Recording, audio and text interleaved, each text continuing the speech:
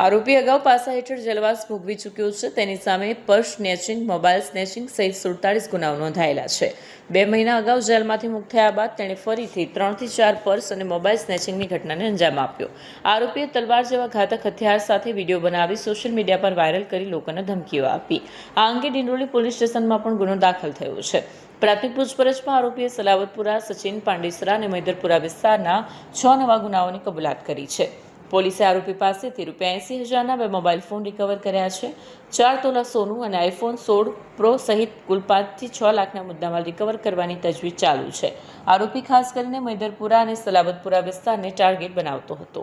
Police commissioner Surat શહેર દ્વારા additional police commissioner Surat crime branch દ્વારા સુરત ક્રાઇમ બ્રાન્ચને અનડિટેક ગુનાઓ અને ઓર્ગેનાઇઝ ક્રાઇમ કરતી ગેંગો વિરુદ્ધ કાર્યવાહી કરવા માટે અને અનડિટેક ગુનાઓ શોધી કાઢવા માટે સતત માર્ગદર્શન અને સૂચના આધારે સુરત ક્રાઇમ બ્રાન્ચના પોલીસ ઇન્સ્પેક્ટર H.A. સિંધા દ્વારા એક બાતમી મળી હતી કે 2 માસ અગાઉ જ તે મોબાઈલ સ્નેચિંગ, પર્સ સ્નેચિંગ અને પાસામાંથી છૂટેલો શોએબ ઉર્ફે લાલ રહીશખાન પઠાણ જે ભેસ્તાન આવાસમાં રહે છે અને પર્સ સ્નેચિંગ, મોબાઈલ સ્નેચિંગના અગાઉ 47 જેટલા ગુનાઓમાં પકડાયેલો છે। આ ઇસમ છૂટ્યો છે અને ફરીથી એને 3 થી 4 અલગ અલગ જગ્યાએ પર્સ સ્નેચિંગ અને મોબાઈલ સ્નેચિંગ કર્યા છે। આ ઉપરાંત એણે એક વેપન તલવાર સાથે ગુપ્તી જેવું બનાવી અને વિડીયો પણ વાયરલ કરેલો હતો અને કોઈ ઉપર એસોલ્ટ કરવાનો પણ પ્રયત્ન કરતો હતો, કોઈની ધમકી પણ આપતો હતો। આ અનુસંધાને અલગ અલગ પોલીસ સ્ટેશનોમાં અનડિટેક ગુનાઓ દાખલ થયેલા હતા। આ બાતમી આધારે ક્રાઇમ બ્રાન્ચની ટીમે એને સુભાષનગર રિવરફ્રન્ટ પાસેથી પકડી પાડ્યો અને એની પૂછપરછ દરમિયાન અલગ અલગ 6 થી વધુ ગુનાઓ શોધી કાઢવામાં ક્રાઇમ બ્રાન્ચની ટીમને સફળતા મળી છે। જેમાં સલાબતપુરામાં પર્સ સ્નેચિંગનો બનાવ છે, જેમાં 1 લાખથી વધુની કિંમતનો છે।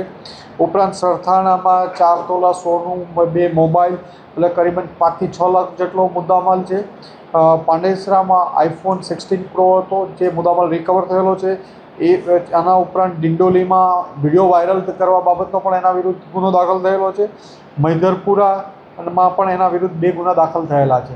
આમ અંદાજે 50થી વધુ ગુનાઓમાંનો આરોપીને પકડી પાડવામાં ક્રાઇમ બ્રાન્ચની ટીમને સફળતા મળી છે અને હાલમાં એની પૂછપરછ ચાલુ છે।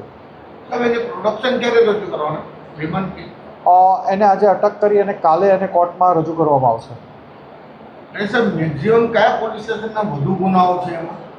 એને સુરત શહેરના લગભગ ઘણા બધા પોલીસ સ્ટેશનોમાં, અડધાથી વધુ પોલીસ સ્ટેશનોમાં પર્સ સ્નેચિંગ અને મોબાઈલ સ્નેચિંગ કરી છે, પણ મૈદરપુરા અને સલાબતપુરા આ વિસ્તાર એનો ખાસ ટાર્ગેટ રહેતો હતો।